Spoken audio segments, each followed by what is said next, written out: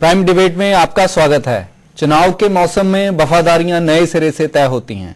हर party की तरफ से छोटे बड़े नेता चुनाव लड़ने की दावेदारी पेश करते हैं। दावेदारी में पिछले सालों की कारगुजारी और संबंधित क्षेत्र के लोगों के साथ संपर्क महत्वपूर्ण माने जाते हैं। हिमाचल प्रदेश में परिसीमन के बाद पहली बार विधानसभा चुनाव हो रहे हैं। दावेदारियां बढ़ गई हैं। बदले चुनाव क्षेत्रों के कारण बड़े नेताओं को अपने हलके तब्दील करने पड़े हैं। नई हदबंदी में पैदा हुई नई दावेदारियां अब बगावत के रूप में सामने आ रही हैं। परिसीमन के बाद जो ही विधानसभा क्षेत्रों की नई हदें तय हुई तो स्पष्ट था कि कई लोगों को अपनी रिवायती सीटें छोड़नी पड़ेंगी और चुनाव लड़ने के लिए नए क्षेत्र ढूंढने पड़ेंगे। परिसीमन से आरक्षित क्षेत्रों में भी तब्दीली आई है। पहले आरक्षित क्षेत्र अब आरक्षित नहीं रहे, जबकि कुछ नए क्षेत्र आरक्षण के दायरे में आ गए हैं। नतीजन हर पार्टी को उम्मीदवार तय करने में मुश्किल आएगी। वीरभद्र सिंह, विद्या स्टोक से लेकर प्रेम कुमार धूमल जैसे दिग्गज नेताओं को नया क्षेत्र तय करने में ज्यादा मुश्किल नहीं आई, लेकिन दूसरे और तीसरे दर्जे के नेताओं की मुश्किलें काफी बढ़ गई। एक तरफ पार्टियां इन नेताओं को टिकट देने का रास्ता ढूंढने लगी तो दूसरी तरफ स्थानीय नेताओं ने अपनी दावेदारियां पेश की। पंचायतों में प्रभाव से लेकर जिला परिषद में जीतने वाले नेताओं ने परिसीमन के हवाले से अपनी दावेदारियां पेश की। शुरू में पार्टियों को अपने उम्मीदवार तय करने में देर लगी तो बाद में नाराज और निराश नेताओं को मनाने में काफी मशक्कत करनी पड़ी। कांग्रेस और भाजपा दोनों के कई बागी नेता या तो स्वतंत्र उम्मीदवार के तौर पर चुनाव लड़ रहे हैं या फिर हिमाचल लोकहित पार्टी उनके लिए बेहतर राजनीतिक मंच बनकर सामने आई।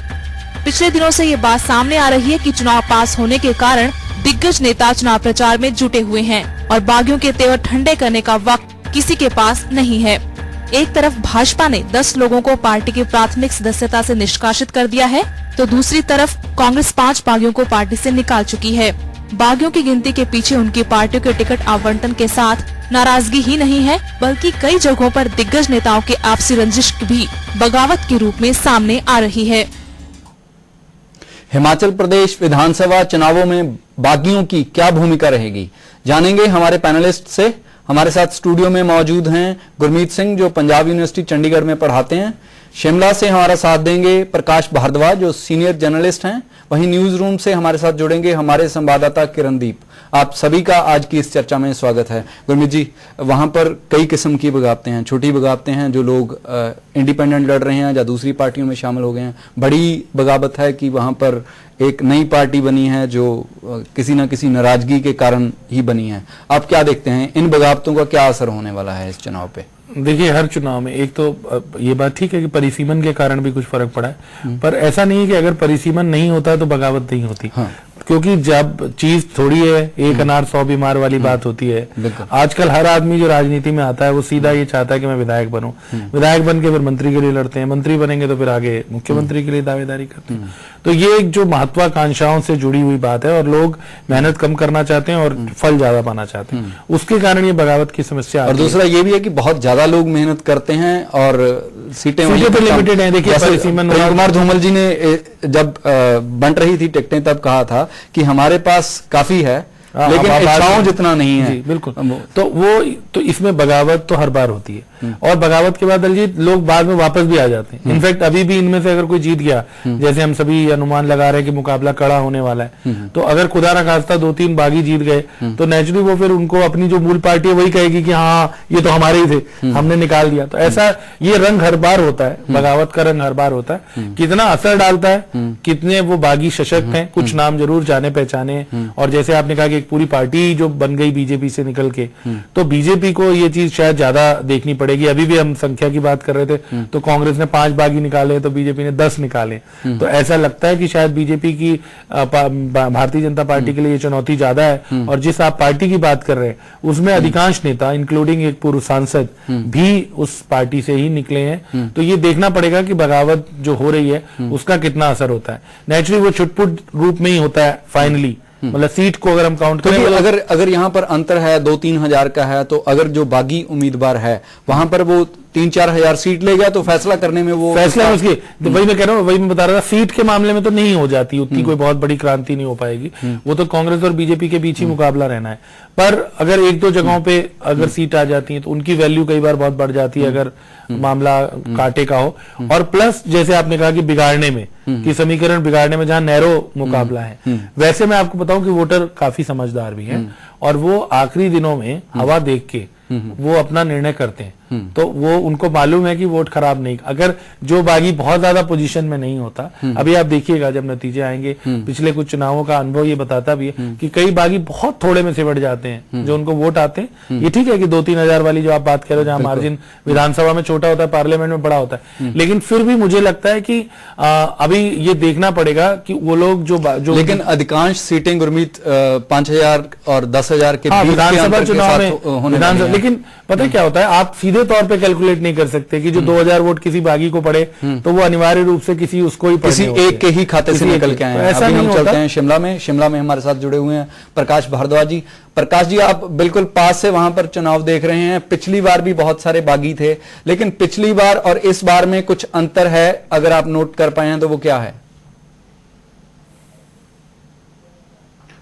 देखिए, जो विधानसभा में कांग्रेस और भाजपा को बगावत देखनी पड़ रही है, उसमें ज्यादा मुश्किल सत्तारूढ़ भाजपा के सामने है, क्योंकि मंडी जिला अगर डिसाइडिंग फैक्टर में देखा जाए तो कांगड़ा के बाद दूसरा ऐसा जिला है जहां से भाजपा को ज्यादा मुश्किलों का सामना करना पड़ रहा है। और इसका सीधा सीधा असर है वो आपके नतीजों पे नजर आएगा, क्योंकि आप एक चीज देखिए कि हिमाचल प्रदेश में भाजपा के जो विधायक 2007 के चुनाव में जीत करके आए हैं, उनका विनिंग मार्जिन कोई बहुत ज्यादा नहीं है। आप 500 से लेकर के 1500 के वोट में ये लोग जीत करके आए हैं। और जिस तरह से बगावत हुई है, उसको अगर आप ध्यान से देखेंगे, उसको एनालाइज करेंगे, अगर उसका विश्लेषण किया जाता है, तो आप सामने आएगा कि भाजपा अगर मिशन रिपीट का सपना देख रही है तो ये उसके लिए बहुत ज्यादा कोई सुखद नहीं है। दूसरी बात, जहां कांग्रेस विपक्ष में बैठी और सत्ता में आने के लिए बिल्कुल ऐसा है कि कदम अंदर रखने को तैयार है कि विधानसभा में हम लोग बिल्कुल पहुंचने वाले हैं, तो ऐसी स्थिति कांग्रेस के लिए भी नहीं है। आप बिलासपुर जिले में देखिए, सभी विधानसभा क्षेत्रों में 1 से लेकर के 3 लोग जो है बगावत किए हुए हैं, और इसका सीधा सीधा असर जो है उनके चुनाव परिणामों पे पड़ेगा। आप देखिए कि रामलाल ठाकुर जी जो अब नैना देवी विधानसभा क्षेत्र से कांग्रेस के प्रत्याशी हैं, तो उनके खिलाफ भी 2 लोग जो है बगावत किए हुए हैं। इसी तरह से बिलासपुर सदर में है। तो मोटे तौर पर अगर आप देखें तो बगावत करने के बाद जो लोग अब जीत करके आएंगे, वो मुझे लगता है कि वो किसी दल को सीधे तौर पर उनके साथ नहीं जुड़ेंगे। उसके पीछे वजह यह है कि भाजपा से निकल करके जो लोग बाहर आए हैं, वो एक नया राजनीतिक ध्रुवीकरण, एक नया राजनीतिक समीकरण देख रहे हैं, जो आने वाले वर्षों में उन्हें लगता है कि एक क्षेत्रीय दल की तरफ लेकर जाएगा। तो महेश्वर सिंह जी हैं और बहुत सारे लोग हैं जो इस तरह से साथ में जुड़े हैं। तो उनका अगर वो लोग जीत करके आते हैं तो देखने में ये आएगा कि वो लोग बाहर से मुद्दों के आधारित जो है समर्थन राजनीतिक दलों को दे सकते हैं। और ये तय सी बात है कि भाजपा को के साथ जाना तो उनका किसी सूरत में नहीं लगता है। मुझे लगता है कि वो लोग कांग्रेस या फिर जिस तरह से सीटों का समीकरण होगा उसके आधार पर जो है अपने राय बनाएंगे और अपने आप को तैयार करेंगे। प्रकाश जी, मैं आपसे ये पूछना चाहता हूं कि कांग्रेस ने 5 बागी लोगों को बाहर निकाला है, लेकिन इसके बिना भी बहुत सारे बागी अभी भी आजाद उम्मीदवार के तौर पर चुनाव लड़ रहे हैं। कहीं इसमें जो कांग्रेस के विद इन फैक्शनलिज्म है, और यही सवाल भाजपा के बारे में भी पूछा जा सकता है कि कई जो बागी हैं वो भाजपा के अंदर जो फैक्शनलिज्म है उसके कारण भी हैं। बिल्कुल, आपने सही कहा। जो कांग्रेस है, अगर बाहर तो नजर आ रहा है कि कांग्रेस जो एकजुट होकर के चुनाव लड़ रही है, लेकिन ऐसा बिल्कुल नहीं है। जिस तरह से कांग्रेस प्रदेशाध्यक्ष की कुर्सी को लेकर के जो ड्रामा बहुत बड़ा चला था, उसके बाद से अंदर खाते जो कटिंग है वो बहुत बड़े पैमाने पर हो रही है। चाहे दिल्ली में बैठे हुए नेता हैं, वो भी अपने स्तर पर काम कर रहे हैं। तो आपने एक चीज देखी कि कांग्रेस ने 24 घंटे की मोहलत दी है कि कांग्रेसी जो बागी खड़े हुए हैं वो जो ऑफिशियल कैंडिडेट हैं पार्टीज के, कांग्रेस पार्टी के, उनके पक्ष में खड़े हो जाएं, उनके साथ आ जाएं। इसका मतलब है कि कांग्रेस घबराई हुई है कि अगर थोड़ी मोहलत और बढ़ा सकते हैं, और जो दूसरे और कई क्षेत्रों में बागी खड़े हुए हैं, मुझे लगता है कि ये लोग ज्यादा बड़े नुकसान को कांग्रेस भांप चुकी है, इसलिए इन लोगों ने 5 लोगों के नाम आगे किए हैं, और जहां इनको लग रहा है कि उनसे ज्यादा नुकसान होने वाला है। अधिक लोगों का नाम इसलिए आगे नहीं लाया गया है ताकि लोगों में इस तरह की बात ना जाए कि कांग्रेस को बगावत की वजह से बहुत बड़ा नुकसान ऐसा भी हो सकता है इन 5 लोगों के साथ ही मैसेज दे दिया गया और बाकी लोगों को मैसेज पहुंचता है या नहीं पहुंचता है, इसका इंतजार करेगी कांग्रेस। अभी हमारे साथ जुड़े हुए हैं एक कॉलर। हाँ जी, आप कहां से बोल रहे हैं और क्या कहना चाहते हैं? मैं अजय सिंह पठानिया। हाँ जी, नूरपुर से बोल रहा था मैं। जी बोलिए। मैं इसमें शुरू करूं? हाँ जी बोलिए आप। हाँ जी बोलिए। मैं अजय सिंह पठानिया नूरपुर से बोल रहा था। हाँ जी पठानिया जी बोलिए। मैं ये कह रहा था कि ये जो बागी लोग हैं जी, ये मूलभूत से अपनी पार्टी से लग इसलिए हुए हैं जी कि ये कि आप अपने टेलीविजन की जो आवाज है उसको बंद कर दीजिए, फिर आपकी आवाज हमें और हमारी आवाज आपको स्पष्ट सुनाई देगी। इसलिए लग हुए हैं कि इनको यथास्थिति सम्मान नहीं मिला जी। और इसमें कुछ ऐसा परिवारवाद है कि कुछ लोगों को जो सन 72 से लगातार टिकट मिल रही है, और ये लोग जो हैं एक ही उस पे सथार बनाए हुए हैं। ये आपकी बात बिल्कुल स्पष्ट होगी कि कहीं ना कहीं इनके पास एक कारण था कि इनको उपेक्षित किया जा रहा था, इनको उतना सम्मान नहीं मिल रहा था जितना ये डिजर्व करते थे। अभी हम चलते हैं किरणदीप के पास। किरणदीप, आपने लगातार हिमाचल को कवर किया है, आपको क्या लगता है कि जो इस बार की बगावतें हैं वो किन क्षेत्रों पे क्या असर डाल सकती हैं? दिलजीत, ऐसा है कि इस बार के जो दोनों ही पार्टियां, चाहे बीजेपी की बात करें या कांग्रेस की बात करें, जो समीकरण है बिल्कुल अलग है। उसके लिए 2 जो मुख्य कारण कहे जा सकते हैं, एक तो जो डीलिमिटेशन हुआ है और दूसरा जो टिकटों का जिस तरह से वितरण किया गया है। डीलिमिटेशन के कारण जो बड़े बड़े नेता हैं उनको अपने क्षेत्र छोड़ के दूसरे क्षेत्रों में जाना पड़ा है, जिससे कि जो सारे समीकरण हैं वो पार्टियों के बिगड़ गए हैं। और दोनों ही पार्टियों के लिए ये काफी जो है वो दुविधा वाली बात है कि इतने ज्यादा जो इंडिपेंडेंट कैंडिडेट खड़े हो गए हैं। अगर बीजेपी की बात करें तो 10 के करीब उनके जो है वो आजाद उम्मीदवार हैं। इसी तरह कांग्रेस की बात करें तो इक्वल ही नंबर में कांग्रेस के कैंडिडेट हैं। तो दिलजीत, ऐसा है कि जैसे हम अगर बात करें तो हमीरपुर से स्टार्ट करते हैं कि जो चीफ मिनिस्टर प्रेम कुमार धूमल का जहां से चुनाव लड़ रहे हैं, तो पहले उनका जो चुनाव क्षेत्र था वो बमसन था। डीलिमिटेशन के बाद वो एरिया खत्म हो गया है। तो जब वो हमीरपुर विधानसभा क्षेत्र उन्होंने चुना तो वहां के जो बीजेपी के सिटिंग एमएलए हैं उर्मिल ठाकुर, और हमीरपुर की पूरी लड़ाई जैसे थी वैसे ही पहुंच गई सुजानपुर।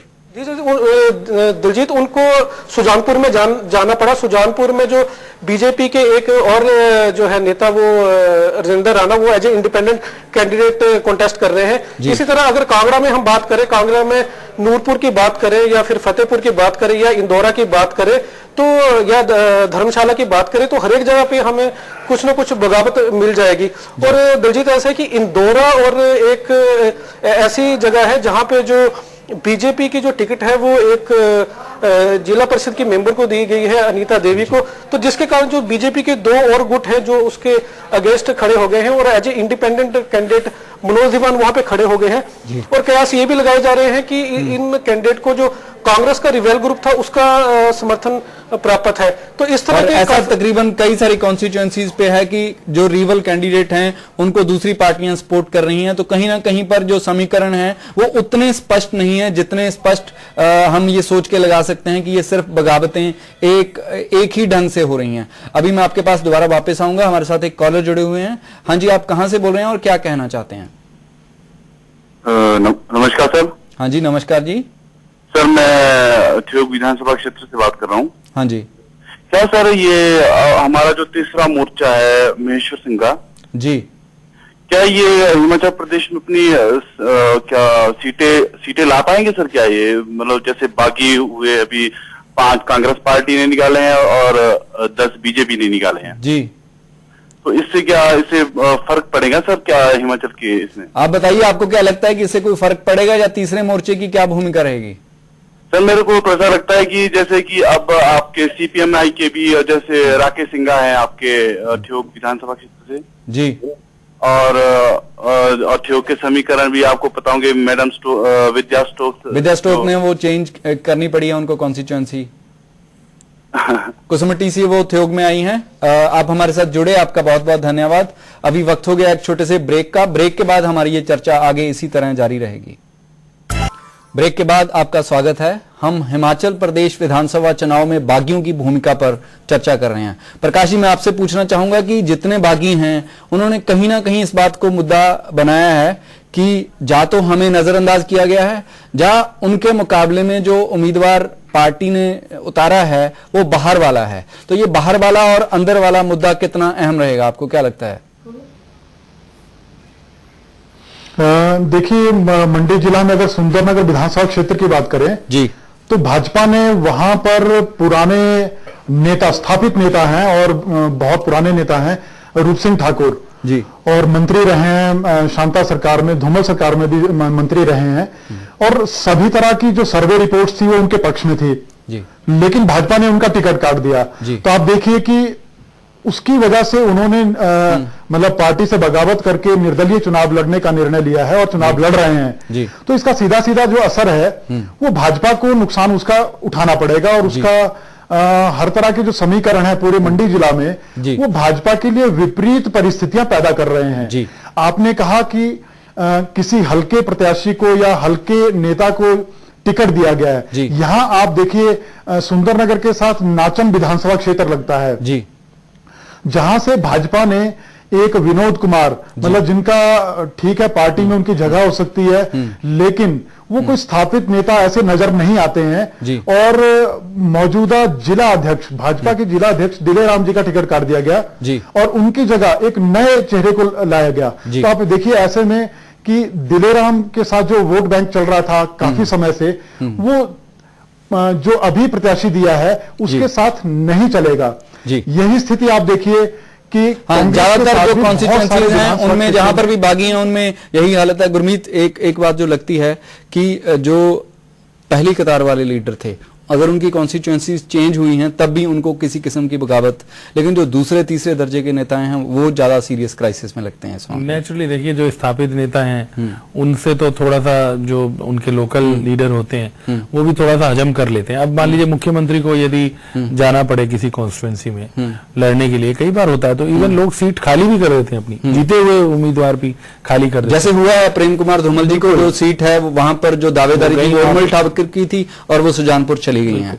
कई बार एमपी जब बनते हैं मुख्यमंत्री, जैसे मान लीजिए अभी उत्तराखंड में पहले बने थे, तो लोग अपनी विधायक जो हैं वो अपनी सीट खाली करके भी ऑफर कर देते हैं जी, क्योंकि उन्हें लगता है कि भाई ये इस त्याग का उन्हें पर्याप्त फल मिलेगा। गुरमीत, जो लगता है कि बागियों का जो असर है वो तो पक्का हर हालत में होने वाला है, लेकिन वो कितना होगा, किस पार्टी को कितना नुकसान होगा, उसके बारे में बिल्कुल तय करके कुछ बोल पाना। राजनीति तो अटकलबाजियों का खेल है और उसमें लगनी भी चाहिए, पर जैसे आपने बिल्कुल हम कहा अटकलबाजियों के साथ ही अपने दर्शकों को छोड़ देते हैं, वो इसके बारे में फैसला करेंगे। आप हमारे साथ जुड़े, प्रकाश जी आप हमारे साथ जुड़े शिमला से, केडी आप सभी का बहुत बहुत धन्यवाद। ये तो तय है कि जो बगावत करने वाले बागी हैं उनका असर इन चुनाव पर जरूर पड़ेगा, लेकिन कितना होगा और कहां पर पड़ेगा इसके बारे में कहीं अध्ययन करना इतना आसान नहीं है, लेकिन इसके बारे में जो अंदाजे हैं वो लगातार लगाते रहेंगे लोग। इसी के साथ हम आज का प्राइम खत्म करते हैं। नमस्कार, सत श्री अकाल, खुदा हाफिज।